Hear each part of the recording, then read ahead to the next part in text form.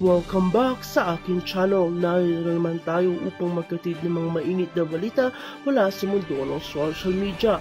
At syempre ang lahat ng ito ay mula sa akin, si Madam Chika. Maraming salamat sa inyong patuloy na pagsubaybay. Ngayong araw may isang nakakagulat na balita na tilak magpapahaba ng ating mga usapin. Binigyan ni Senator Amy Marcos ng sapina ang lahat ng mga senador.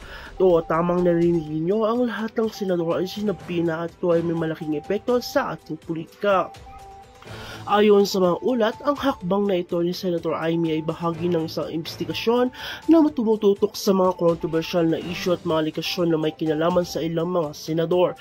Ang mga sapina ay pinadala upang tiyakin ang mga miyembro ng Senado ay nagpapakita ng mga dokumento magbigay ng testimonya na may kinalaman sa kasalukuyang investigasyon.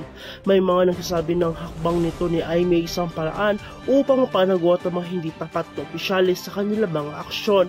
Ang mga senador na nakatanggap ng sapina ay may ilang mga opinyon patungkol dito. May ilan na mungkahin ng pagkakontrobersyal na mga hakbang na ito, habang may iba naman sabing ito ay isang hakbang na kailangan upang linisin ang gobyerno mula sa mga hindi tamang gawain.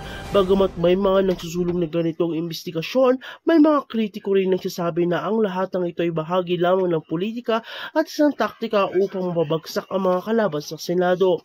Ang mga hakbang na Senador Amy ay nagbigay daan para sa mas malalim na talakayan upang sa integridad ng ating mga mambabatas at kung paano dapat magtulungan ang bawat isa upang mapanatili ang tiwala ng taong bayan.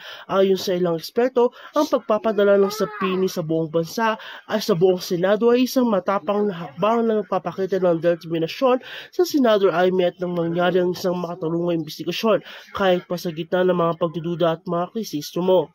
Sa kabila ng mga isyong ito, ang mga kaganapang ito ay patuloy na pinag-uusapan sa social media at sa mga balita.